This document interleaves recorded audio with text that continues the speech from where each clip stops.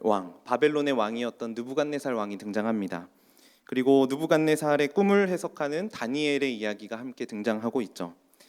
오늘 이 본문의 말씀을 한번 느부갓네살 입장, 그러니까 느부갓네살의 1인칭 시점에서 한번 각색해 보려고 합니다. 제가 지금부터 하는 이야기는 느부갓네살이 하는 이야기다라고 상상하시면서 들어보시면 좋을 것 같아요. 저는 느부갓네살입니다. 바벨론의 왕이고 수많은 전쟁에서 승리했고 영토를 넓혔습니다. 그리고 꽤 안정적이며 평안한 나라로 만들었습니다. 그런데 어느 날 아주 불편한 꿈을 한 가지 꾸었습니다.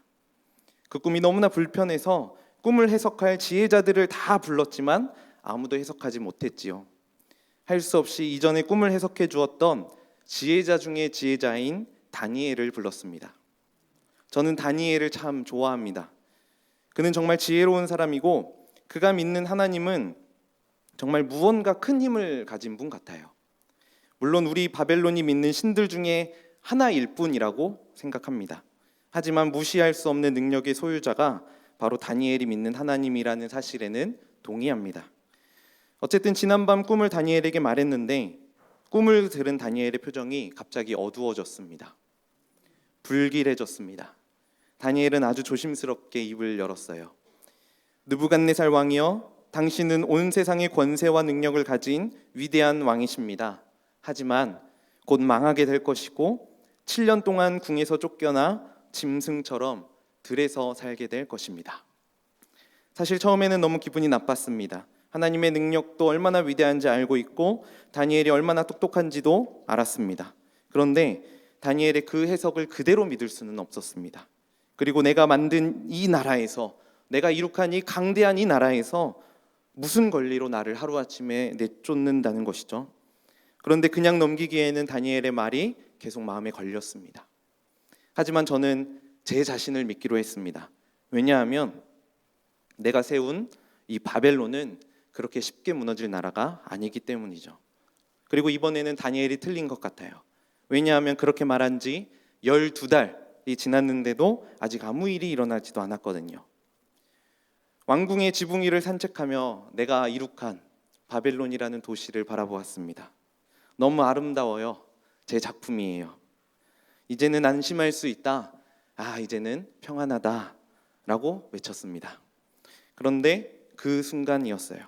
하늘에서 이런 소리가 들렸습니다. 느부갓네살아, 이제 나라의 왕위가 내게서 떠났느니라. 그때부터 갑자기 몸에 피부병이 생기기 시작했어요. 그래서 그 후로 사람들로부터 격리되었고 내가 세운 왕궁에서 저는 쫓겨날 수밖에 없었어요. 결국 다니엘이 옳았고 다니엘이 믿는 하나님이 옳았네요. 느부갓네살의 입장에서 각색해 본 이야기입니다. 저는 이 느부갓네살의 이야기를 보면서 느부갓네살을 바라보면서 뭔가 애틋한 마음이 들더라고요. 왜 그럴까 생각해 보니까 느부갓네살의 이 모습이 저의 모습과 굉장히 닮아 있음을 바라보았기 때문입니다. 목사로서 설교하고 이 단에서 내려가면 종종 성도님들께서 은혜롭다 그리고 감사하다 이렇게 인사해 주시는 분들이 있습니다. 그때마다 속으로 우쭐대면서 역시 내가 설교에 소질이 있구나, 은사가 있구나 이렇게 생각하는 저의 모습이 자기가 다 이루었다라고 생각했었던 느부갓네살과 너무나 닮아 있기 때문이죠. 제 아이와 함께 동네에서 이렇게 산책하면은 주민분들이 귀엽다, 이쁘다 이렇게 칭찬을 해주세요. 그럼 아이에게 인사를 시킵니다. 감사합니다라고 인사해야지 하면은 아이가 안 할 때도 있는데 기분 좋으면 하거든요. 그러면은 제가 굉장히 뿌듯해요. 내가 이 아이를 정말 잘 키웠구나. 내가 다 잘했지. 다 내 공로지. 그래서 이렇게 내 자신에게 공로를 돌리고 있는 이 모습이 스스로 바벨론이라는 도시를 세웠고 자랑스럽게 여겼었던 느부갓네살과 굉장히 닮아 있기 때문에 애틋하고 뭔가 그렇게 비슷한 그런 마음이 저에게 들었었던 것이죠. 느부갓네살 왕은 스스로 모든 것을 할 수 있다라고 생각한 교만한 왕이었습니다. 오늘 본문만 보더라도 30절에 보시면 이렇게 얘기해요. 나 왕이 말하여 이르되 이 큰 바벨론은 내가 능력과 권세로 건설하여 나의 도성으로 삼고 이것으로 내 위엄의 영광을 나타낸 것이 아니냐. 바벨론의 왕이었던 느부갓네살은 자기가 세운 이 바벨론이라는 도시를 보면서 내가 능력과 건세로 건설했고 나의 도성으로 삼고 내 위엄의 영광을 나타낸 것이라고 말했습니다. 주어 자체가 굉장히 교만하다라고 느껴지시죠? 내 능력, 내 권세, 내 도성, 내 위엄, 내 영광, 스스로 자아도취하면서 굉장히 자랑스러워하고 있는 느부갓네살의 모습을 보게 됩니다. 그렇게 평안했고 스스로 자랑스러워하고 모든 공로를 자기에게 돌리고 있던 느부갓네살은 아주 불길한 꿈을 꾸었던 겁니다. 느부갓네살이 꾼 꿈은 이런 거죠. 땅의 중앙에 한 나무가 있는 것을 보았는데 그 나무의 높이가 굉장히 높았고 본문에 보면은 그 높이가 하늘까지 닿았다라고 표현을 합니다. 그리고 그 나무의 잎사귀가 아름답고 열매가 아주 많이 있었습니다. 들짐승들이 그 나무의 그늘에 와서 쉬고 있었고 가지에는 새들이 찾아오고 아주 풍성한 열매가 많이 맺히는 그런 나무가 보이는 꿈이었습니다. 그런데 그 나무를 향해서 본문에 보면 한 순찰자 또는 거룩한 자가 하늘에서 내려온 거예요. 그리고 14절에 이렇게 얘기하죠. 그가 소리질러 이처럼 이르기를 그 나무를 베고 그 가지를 자르고 그 잎사귀를 떨고 그 열매를 해치고 짐승들을 그 아래에서 떠나게 하고 새들을 그 가지에서 쫓아내라. 나무로 어떤 한 순찰자, 거룩한 자가 내려와서 그 나무를 베어버렸습니다. 그리고 거기에 깃들어 있는 새들, 짐승들을 다 쫓아내는 그런 꿈이었죠. 그리고 이 꿈은 너무 이제 신비로워서 다니엘만 해석할 수 있는 꿈이었는데 다니엘이 말한 꿈의 해석은 이런 것이었죠. 먼저 등장했었던 나무는 느부갓네살을 가리키고요. 오늘 본문 22절에 보면 이렇게 얘기합니다. 22절 같이 한 목소리로 읽어볼까요? 시작. 왕이여 이 나무는 곧 왕이시라. 이는 왕이 자라서 견고하여지고 창대하사 하늘에 닿으시며 권세는 땅 끝까지 미치심이니이다. 나무는 그 느부갓네살을 가리켰던 것이죠. 그래서 하늘에 닿을 정도로 위대하고 권세는 땅 끝까지 미친다라는 그런 내용의 해석이었죠. 느부갓네살의 업적은 사실 굉장히 위대한 업적이었습니다. 그래서 그 권력의 힘도 꿈에서 보았던 나무가 하늘에 닿은 것처럼 땅 끝까지 미칠 정도의 아주 강한 권력을 가진 왕이었었죠. 그런데 문제는 그 다음에 등장했었던 순찰자였던 거예요. 그 순찰자가 와서 하늘로부터 내려와서 이르기를 그 나무를 베어 없애라. 그 나무를 베어 없애라라고 얘기를 하죠. 그리고 그 나무의 그루터기를 제외하고는 그 나무가 싹 사라져 버렸습니다. 그리고 그 그루터기는 들풀 한가운데 놓여지게 되었고 들 짐승들과 더불어 먹고 그렇게 7대를 지내게 될 것이다 라고 말씀하셨죠. 그렇게 위대했던, 그래서 그의 권세가 하늘을 닫고 땅끝까지 미친다는 그의 권세가 하늘의 한 순찰자에 의해서 완전히 산산조각 났었던 겁니다. 그리고 들짐승들과 함께 지내는, 한때는 한 나라의 왕이었는데 큰 권력을 가지고 있었던 자였는데 이제는 들짐승과 함께 지내는 아주 처량한 신세가 되었던 것이죠. 그리고 느부갓네살은 실제로 피부병에 걸려서 대략 한 7년 정도를 왕궁에서부터 벗어나서 격리되어서 아주 처량하게 지냈다라고 합니다. 왜 느부갓네살에게 이런 심판이 임한 것일까요? 도대체 느부갓네살의 잘못이 무엇이길래 하늘에서부터 순찰자가 내려와서 그 권세를 다 끊어버리고 처량한 신세로 만든 것일까요? 원래는 하나님이 다 하셨던 건데, 원래는 하나님이 바벨론이라는 나라도 세우셨던 건데 스스로 이루었다라고 말했기 때문에 이런 결과를 맞이했을까요? 맞습니다. 느부갓네살의 교만함이 바로 그 심판의 원인이었을 거예요. 그렇다면 우리가 여기서 한 가지 생각해 볼 것은 교만이 무엇인가라는 겁니다. 여러분, 교만이 뭘까요? 우리가 교만에 대해서 생각해 보기 전에 이 교만의 이제 그 반대라고 말할 수 있는 겸손은 무엇인가 한번 좀 생각해 보려고 합니다. 보통 우리는 겸손을 낮아지는 것이라고 생각을 합니다. 내 자신을 드러내지 않고 내 자신을 감추는 것을 겸손이라고 보통 생각하죠. 그렇다면 한번 이렇게 접근을 해볼게요. 이 세상에서 그 도로에 운행할 수 있는 차 중에 가장 비싼 차는 부가티 베이론이라는 차라고 해요. 보통 차값이 32억 정도 된다라고 하고요. 이 차를 유지하는데 1년 동안 유지하는데 대략 4억 7천 정도가 소요된다라고 합니다. 1년에 차를 유지하는 데만. 뭐 엔진 오일 갈고 기름 넣고 뭐 이런 정비하고 이런 것들 얼마 안 해요. 4억 7천원인데요, 뭐. 그죠? 궁금하신 분들은 이 차가 얼마나 위대한지 궁금하신 분들은 제가 이따가 드라이브 한번 시켜드리겠습니다. 주차장으로 오시면은 태워드릴게요. 그런데 만약에 제가 함께 이렇게 차를 타면서 이거 이 차 별거 아니에요. 그냥 이거 애들 장난감이에요. 이렇게 얘기하면 이건 겸손한 걸까요? 제가 낮춰서 얘기했잖아요. 겸손은 단순히 보이는 것을 보이지 않는다라고 말하는 게 아니라는 거죠. 사실을 사실이 아닌 것처럼 말하는 건 겸손이 아닌 겁니다. 겸손은 보이는 것을 보이지 않는다, 나를 낮춰서 얘기한다, 이런 게 아니라 겸손은 사실 그대로 보는 겁니다. 그래서 그 차가 가지고 있는 성능을 낮춰서 말하는 게 겸손이 아니라 이런 비싼 차를 타고 다니지만 그 차가 가진 기능 이상의 의미를 부여하지 않고 여전히 다른 사람들 섬기고 여전히 나보다 남을 더 낮게, 나보다 더 좋게 여기는 것이 진정한 겸손이라고 할 수 있겠죠. 학창 시절에 공부 잘하는 친구들이 꼭 한 문제 틀려놓고 자기 시험 망쳤다 이렇게 얘기를 하잖아요. 그렇게 말하는 게 겸손이 아니라 그렇게 시험을 잘 보더라도 다른 친구들을 위로하고 공감하고 또 격려하는 것이 진정한 겸손이라는 거죠. 공부를 잘한다는 사실을 감춘다고 해서 겸손이 드러나는 게 아니라 다른 사람들을 어떻게 바라보느냐에 따라서 겸손이 결정된다라는 것입니다. 요즘 봄이 되어서 곳곳에 꽃이 많이 피어나고 있어요. 그런 예쁜 꽃들을 보면서 우리 너무 아름답다 이렇게 생각을 하잖아요. 그리고 동시에 저는 이런 아름다운 자연들을 보면서 저게 진정한 겸손이지라는 생각을 해보게 됩니다.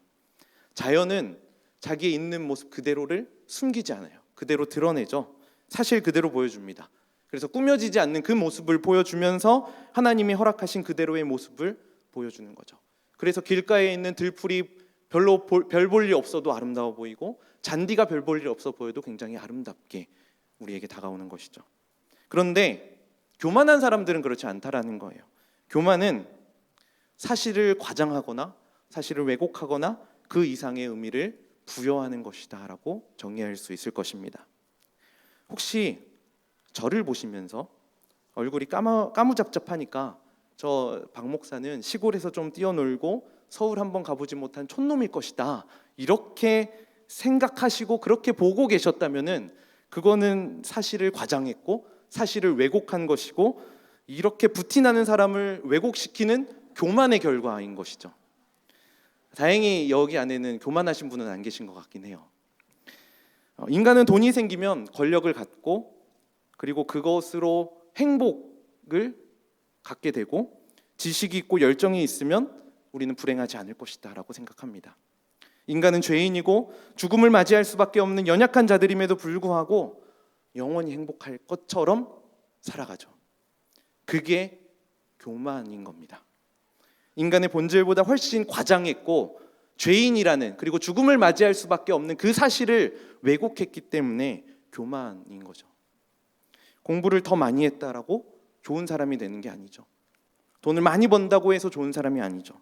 물론 착하게 산다라고 해서 좋은 사람도 아닙니다. 하나님이 맡겨주신 그 자리에서 묵묵히 그 일을 감당하고 나보다 다른 사람을 낮게 더 좋게 여기는 것, 그것이 진정한 겸손의 사람의 모습이라는 것이죠. 오늘 본문에 등장했던 느부갓네살의 교만이 바로 여기에 있었던 겁니다. 단순히 자기가 이룬 업적이 너무나 만족스러워서 하나님이 하신 게 아니라 내가 했다라는 말 그 자체가 아니라 그것 때문이 아니라 그것들이 외면으로 드러나게 되었었던 느부갓네살 그 내면에 있었던 담겨 있었던 그의 생각, 그게 문제였다라는 것이죠. 느부갓네살은 스스로 나은 사람이라고 생각했습니다. 스스로 높은 사람이 될 수 있다라고 생각했었어요. 그렇기 때문에 느부갓네살은 스스로 죄인이라 나는 죄인이다라고 생각할 수 있는 여유가 없었던 것이죠. 더 나아가서 느부갓네살은 하나님 없이 나는 행복한 삶을 살 수 있다라고 생각했었습니다. 스스로 아주 많은 것을 소유했으니까 그것으로 나의 행복을 유지할 수 있을 것이다. 이렇게 오해했을 뿐만 아니라 내게 주어진 권세와 이 영광이 영원할 것이다. 이렇게 생각했었던 것이죠. 이러한 것들을, 이런 느부갓네살의 태도와 이 마음들을 근거로 해서 느부갓네살은 교만했다 라고 말할 수 있는 것입니다. 이런 그에게 피부병이 찾아오게 된 거죠. 그래서 사람들과 격리될 수밖에 없었고 혼자 외톨이가 될 수밖에 없었습니다. 그동안 호의호식하면서 내 자랑거리로 여겼었던 모든 부귀 영화들이 잿더미가 되고 말았어요. 결국 느부갓네살은 자기가 지었다라고 자부했었던, 그렇게 자신감 가지고 있었던 그 왕궁에서부터 쫓겨나게 됩니다. 그리고 광야에서 광인처럼 살면서 그것들이 영원하지 않다라는 이 사실을 뼈저리게 경험하게 되죠. 그리고 나에게 점점 찾아오고 있는 이 죽음이라는 이러한 것들이, 내가 그동안 모아왔던 모든 소유와 재산과 권력과 명예들이 이제는 의미 없는 것이구나, 이러한 사실을 아주 뼈저리게 깨달았을 것입니다. 이러한 것들을 경험했을 때 느부갓네살이 이렇게 고백합니다. 오늘 본문 34절 우리 같이 좀 대입하면서 우리 함께 읽어볼까요? 다 같이 시작. 그 기한이 참에 나 느부갓네살이 하늘을 우러러 보았더니 내 총명이 다시 내게로 돌아온지라. 이에 내가 지극히 높으신 이에게 감사하며 영생하시는 이를 찬양하고 경배하였나니 그 권세는 영원한 권세요 그 나라는 대대에 이르리로다. 아멘. 느부갓네살은 광야로 쫓겨나가 모든 것을 잃었기 때문에 겸손했다라고 얘기할 수 있는 게 아니라, 찬양 받으실 분이 내가 아니라 하나님이었고 영광 받으실 분이 내가 아니라 하나님이라는 사실을 깨달았기 때문에 교만해서 겸손으로 돌아왔다라고 말할 수 있는 것입니다. 스스로를 향해 야, 나는 아무것도 할 수 없는 하나님 앞에, 그 전능하신 하나님 앞에 아무것도 할 수 없는 죄인이구나, 이 사실을 깨닫게 되었던 것이죠. 사랑하는 성남제일교회 성도 여러분, 진정한 겸손은 나는 연약하고, 나는 매일 넘어지고, 나는 실패하고 또 실수하고 좌절하며 하루하루 거룩하게 살지 못해 힘겨워하는 그 삶을 가리킵니다. 그래서 진정한 통치자이신, 우리와 늘 동행하시고 동행하시면서 우리에게 승리를 허락해 주시는 그 주님을 온전히 바라보는 것, 그것이 진정한 겸손임을 기억하시길 바랍니다. 영화 매트릭스에 보면은요, 인공지능이 인류에 대해서 이렇게 묘사하는 부분이 있습니다. 인공지능이 얘기하는 건데요, 너희 종을 분류하면서 깨달은 건데, 그러니까 이게 인간을 가리켜요. 너희 종이라는 게 너희 종, 인간들을 분류하면서 깨달은 건데, 너희는 사실 포유류가 아니야. 지구상의 모든 포유동물은 본능적으로 자기를 둘러싼 환경에 자연적으로 균형을 만들어내지만 너희 인간은 그렇지 않거든. 너희는 한 지역으로 이동해서는 그곳의 모든 자원이 고갈될 때까지 번식하고 또 번식해버려. 너희가 생존할 수 있는 유일한 방법은 다른 지역으로 퍼져나가는 것뿐이야. 지구라는 행성에 너희와 똑같은 형태로 움직이는 또 다른 유기체가 있지. 바로 바이러스야. 인간은 질병, 곧 이 행성의 암적 존재야. 인공지능이 인류를 향해서 이렇게 지적하고 있는 거죠. 하나님께서 창조하신 환경과 조화와 공존을 추구하며 사는 게 아니라 생존의 필요를 넘어서 자기 중심적인 욕구 충족을 위해 자연을 파괴하고 있는 그런 인간의 모습은 바이러스보다 더 나을 게 없다라는 것이죠. 우리의 죄가 이렇게 악한 것임을 우리는 깨달아야 합니다. 우리는 그런 악한 욕망을 가진, 남들 짓밟고 더 쟁취하려고 하고 더 얻으려고 하고 남을 짓밟으려고 하는 그런 악한 죄인임을 우리는 반드시 깨달아야만 합니다. 그런데 참 아이러니하게도 어떤 신학자는요, 이렇게 말했습니다. 죄는 우리의 유일한 희망이다. 죄는 우리의 유일한 희망이다. 이 말이 무슨 의미냐면은, 죄를 죄로 인식하는 게 하나님이 우리에게 허락하신 은혜라는 겁니다. 이게 바로 하나님의 뜻인 거죠. 그렇기 때문에 우리가 죄인이라는 사실을 하나님 앞에 고백하고 나의 이 죄성들을 발견하는 것은 하나님이 베푸시는 은혜라는 사실을 우리는 기억해야만 할 것입니다. 그리고 오늘 본문을 보시면 이러한 은혜가 이 느부갓네살에게도 주어졌던 것을 우리는 보게 됩니다. 아까 23절에 보시면은 한 순찰자, 한 거룩한 자가 하늘에서 내려와서 이르기를 그 나무를 베어 없애라. 그러나 그 뿌리의 그루터기는 땅에 남겨두고. 그러나 그 뿌리의 그루터기는 땅에 남겨두고. 하나님께서는 느부갓네살을 상징했었던 나무의 뿌리를 다 뽑아버리지 않으셨습니다. 그렇게 교만하고 그렇게 악하고 그렇게 스스로 높이는 걸 좋아했던 느부갓네살이었음에도 불구하고 하나님은 그를 완전히 제거해 버리시는 것이 아니라 그가 가지고 있었던 그 최후의 보루, 그 그루터기는 남겨주셨던 거예요. 하나님께서 왜 그루터기를 남겨주셨을까요? 26절에 보니까요, 또 그들이 그 나무 뿌리에 그루터기를 남겨두라 하였은즉 하나님이 다스리시는 줄을 왕이 깨달은 후에야 왕의 나라가 견고하리이다. 하나님이 다스리시는 줄을 왕이 깨달은 후에야 왕의 나라가 견고하리이다. 하나님이 남겨주셨던 그 그루터기는 느부갓네살에게 있어서 회복의 기회였었던 겁니다. 우리도 느부갓네살보다 더하면 더했지 덜하지 않은 아주 더러운 죄인 중에 죄인입니다. 씻을 수 없는 죄인이죠. 그런데 하나님께서 우리를 향해서 그 그루터기를 남겨주셨습니다. 다시 회복할 수 있는 그 그루터기. 처참하게 잘려진 나무, 그런데 그루터기가 남았습니다. 그래서 그 잘려진 그 모습을 보면서 야, 나의 죄가 이렇게 더러웠구나, 악했구나, 이런 모습들을 우리가 적나라하게 보지만 그 남겨진 그루터기로 인해서 다시금 하나님의 통치하심을 깨닫게 되고 다시 회복될 수 있는 은혜가 우리에게 허락되어진다라는 것이죠. 그래서 인간에게는 자신이 얼마나 악한 죄인인지 바르게 깨닫는 것이 너무나 중요합니다. 그리고 동시에 그 죄를 깨닫는 것이 얼마나 큰 하나님의 은혜인지 함께 깨달아야 하는 것이죠.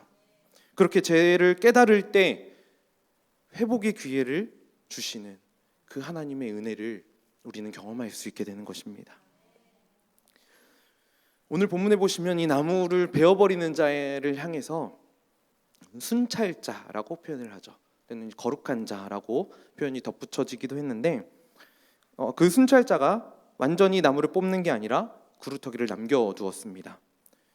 순찰자가 누구인가에 대한 논의를 좀 충분히 할 필요는 있겠지만 결국에 이 순찰자가 상징하는 것은 바로 예수 그리스도입니다. 예수 그리스도께서 이 땅에 오셔서 십자가를 지시고 우리를 구원해 주셨지만 그 구원을 통해서 우리에게 허락하신 것이 우리의 교만의 나무를 싹둑 잘라버리신 거죠. 스스로 구원할 수 없는 자라는 것을 인식하게 하셨고 그래서 우리의 그 교만과 악함을 예수 그리스도를 통해서 싹 잘라버리신 것입니다. 그런데 그 예수님께서는요, 우리에게도 그루터기를 남겨두셨습니다. 들풀 가운데 놓으셔서 험한 풍파와 온갖 비바람을 맞도록 하시긴 했지만 무엇보다도 하늘로부터 내리는 그 하늘 이슬을 막게 하셨습니다. 결국 하나님이 통치하신다는 사실을 바르게 깨닫게 하셨던 것이죠.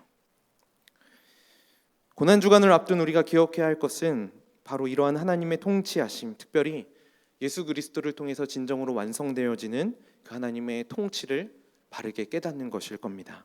그리고 그로부터 비롯되어서 인간이 얼마나 나약하고 더러운 죄인인지 함께 깨닫는 것이죠.